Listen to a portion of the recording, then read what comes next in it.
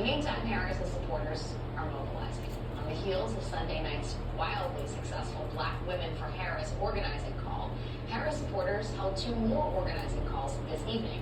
One for white women who support the Harris campaign, and another for men from all walks of life who also support the Harris campaign. Next week, Vice President Harris will head to Georgia, where the campaign is hoping to keep up that momentum from the standing room only event they held in Wisconsin earlier this week. We also expect Vice President Harris will choose a running mate sometime in the next 2 weeks, just ahead of the Democrats' virtual nominating convention. So buckle up, everyone, because this thing is just getting started, and there are only 103 days to go. Joining me now are Dan Pfeiffer, former White House senior advisor to President Obama, and Ashley Etienne, former communications director for Vice President Harris. It's so great to have both of you here. I'm eager to get your thoughts on how you'd like to see this campaign unfold. But first, Dan, let me ask you just about this polling that we have. It's clear that Vice President Harris has made up some ground, but there's obviously still more to do. I wonder where you think she should be focusing geographically on picking up that support, because there's a pretty big debate about whether it's about opening up the map or focusing on the so-called blue wall states of Wisconsin, Pennsylvania, and Michigan. I think it is and or, right? There's no question that for any Democrat, Pennsylvania, Michigan, Wisconsin are the clearest, quickest path to 270. But because of her strength that we've seen in the early polling with younger voters, Black voters, Latino voters, where she is performing at 5-6 points above where President Biden was performing, Georgia, Arizona, and Nevada should be back in play.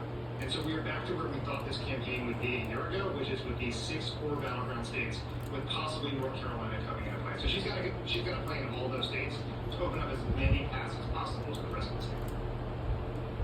Actually, can you talk about the sort of new paths forward, the resurrection of what is called the Obama coalition, but will inevitably be something else because it will be the Harris coalition. But the inroads do you think are possible in communities of color, and specifically with communities that have shown a sort of interest in Donald Trump lately? That would be Hispanic men and Black men. How do you think she is best positioned, or should best position herself, to bring them back into the Democratic tent?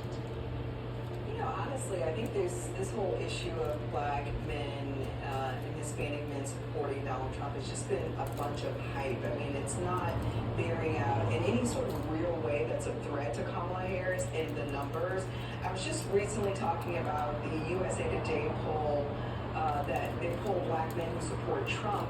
And they asked them, would you support Trump if you put a Black man on the ticket, if you chose a Black man? And they actually said, no, they wouldn't. It just sort of reminded me of my favorite Harriet Tubman line, which is like, I would have saved more had they known that they were actually enslaved. So there's always going to be a percentage that you're going to lose. But the reality is, the one thing I think that makes Kamala Harris the right leader for this moment is something she used to tell us when I worked for her in the White House, and that was, when you go into these rooms, when you go into the Oval Office, or when you go into the Roosevelt room, you take people into those rooms that don't even know that the rooms exist. She would always say that she sees people. I mean, she said that today when talking about the Israel-Palestine issue.